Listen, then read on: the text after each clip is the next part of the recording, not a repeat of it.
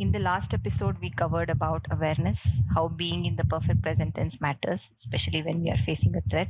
We also saw the role of the mind in facing a threat. And we also covered a little bit about how sense perception changes. In this episode, can we talk about the global risks that we are facing today? I have seen one of you in one of your videos where you talk about different global risks, how it gets cascaded down at a personal level. We are experiencing events. We saw scorching heat wave we experienced in the last summer.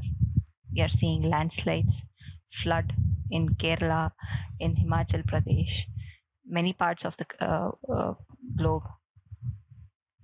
There are multiple things that is happening, be it the quality of the food, uh, be it the social risks, psychological threats. Can we just talk about how what are the different kind of risks, how it gets cascaded down at a personal level, and is there a way to tackle them?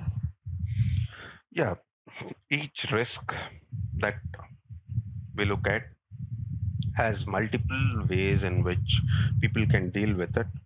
Right now, if somebody is facing heat, extreme heat, I have I would suggest them to uh, get in the shade first, see if they can get hold of some water, put some cold water on their head.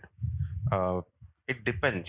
So let's talk about all these things in detail again.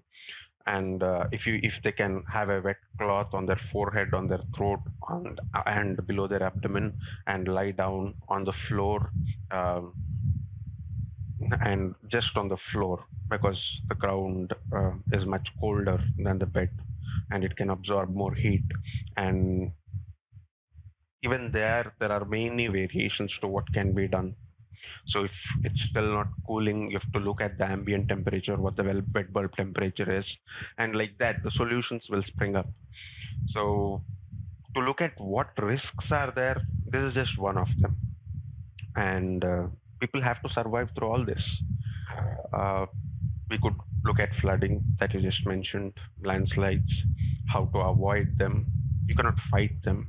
You have to survive through them, uh, and the best thing is to avoid being anywhere close by. And then comes food shortage. Uh, how would the human body respond to food shortage? If you get very small amounts of food, when should you consume it? How should you consume it? What's the cycle in which you have to tune your body yourself? Um, and how you can adapt to consuming much lesser but still be much healthier also.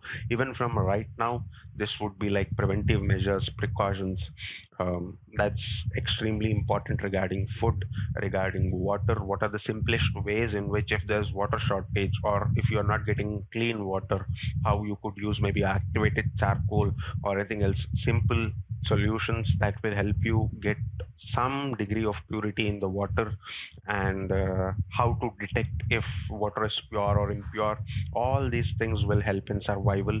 And that's about polluted water. Of course, there are other silent killers like air pollution.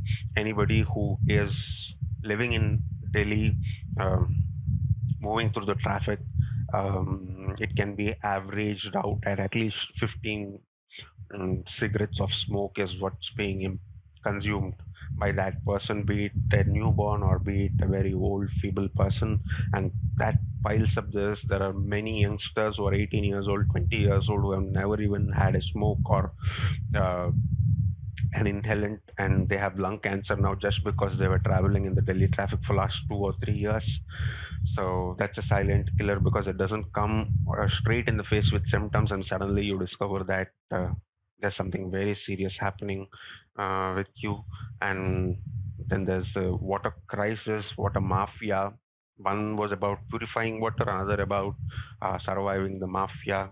There are so many things like that. Maybe you could also think of things where we need to survive. And for all of those things, we want to put down solutions, at least tips, and help people who are willing to survive, who want to survive. There are people who are suicidal. I don't want to um, if my words change their mind, I'll be glad. But then that's not my focus. Right. I also want to bring about two more uh, pointers here. One is social risks, Yes, and then the psychological threats. exactly. Today, more than seeing any of the physical threats, for example, if you lived in a forest, the threats are very different, where the response to these threats require activation of your body. And that is what we have for a very long time adapted to. We are not adapted to dealing with psychological threats as much as we are today. We addiction, I mean, this is leading to addiction, behavioral, certain behavioral patterns. And I think the most important thing today, even if we have to face all of these challenges, is first to address psychological threat. Yeah, And with that, I think we can clear our mind to a certain extent and focus on being aware. With all this psychological trauma in our heads, and I don't want to use the word trauma, but the stress, there is, we are stressed definitely. there is trauma too, like Yeah. even from the childhood. Yeah. Uh, a, an infant, a fetus, can feel the trauma of the mother. So if the mother is under abusive circumstances, then the fetus would have some nascent trauma after being born as a child. That child would not know where that trauma comes from. And even as a child, if the child gets separated from parents, it creates trauma. Food shortage creates trauma. Any of these stresses could, social violence, psychological threats, anything could end up creating a lot of trauma. And we have to address that too, which is almost like a pandemic in the modern day. And a lot of experiences, negative experiences, would have had a long lasting impact, and people won't be able to explain why somebody behaved the way they did. But that's because of reminiscent trauma and inability to cope. um, no matter how strong somebody is, still uh, there could be um, experiences that uh, give them chills through their spine. So all that is possible. We have to address that too, of course, and we have to find ways uh, and methods, certain physical activities that will reduce the risk, and certain mental um, frameworks, frames in which people have to think or deal with the outside world, and make and how they can make it a pattern so that they don't get lost again and again.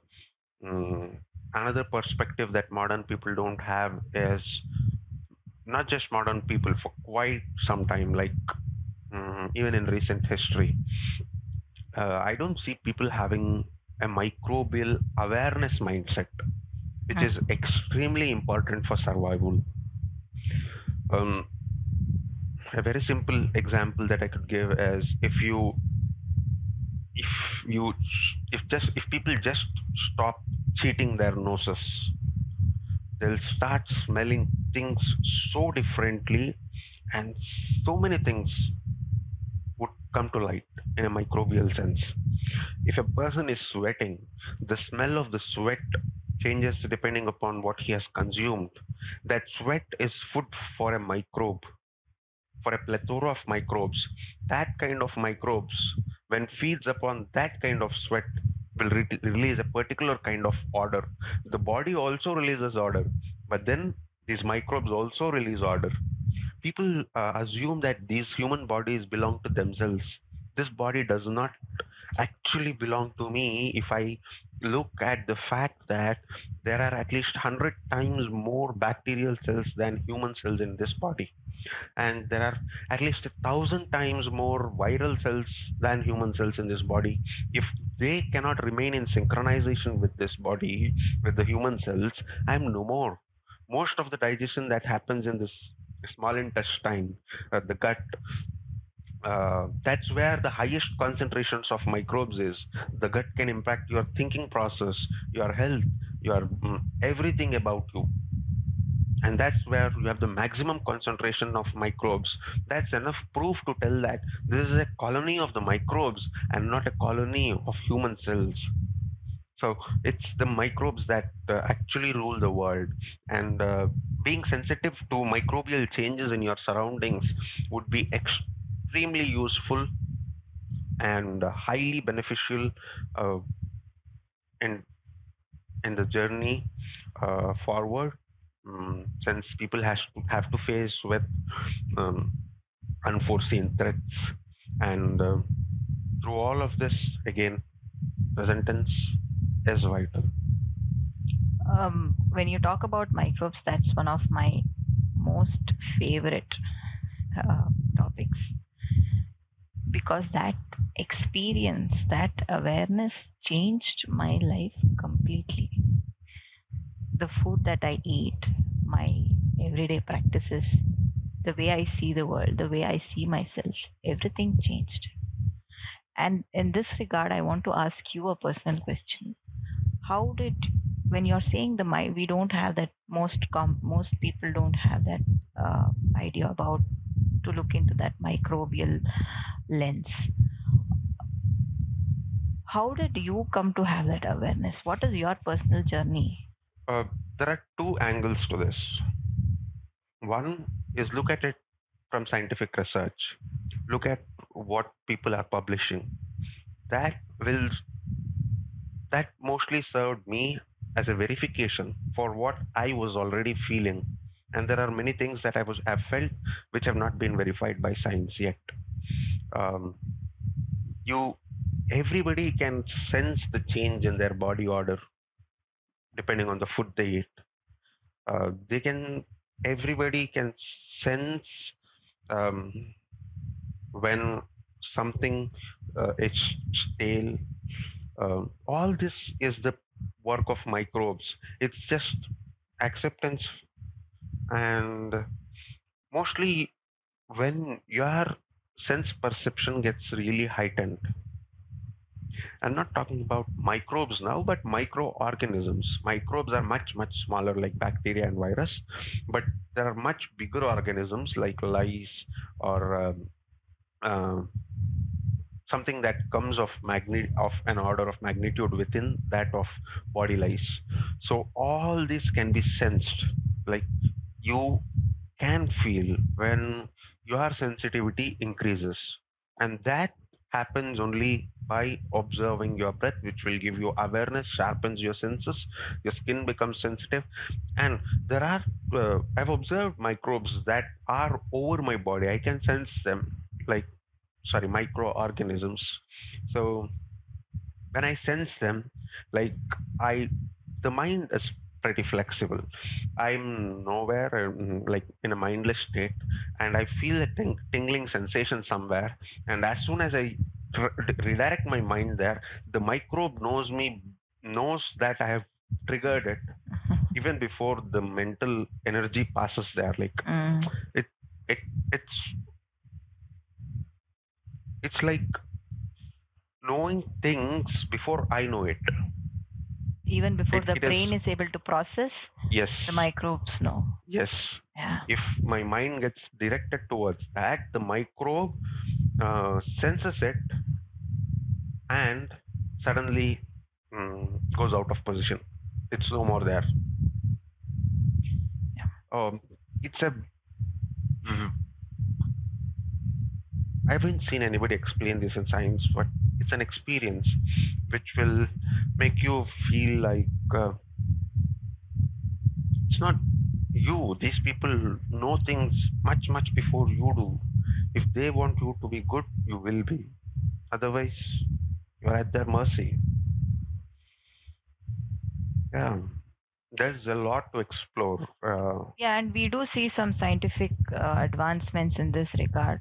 Like the gut biome, the gut microbiome, gut bacteria, and how now they're saying that the mind is being controlled. All your uh, all the changes in the mind is being controlled directly by your gut microbiome.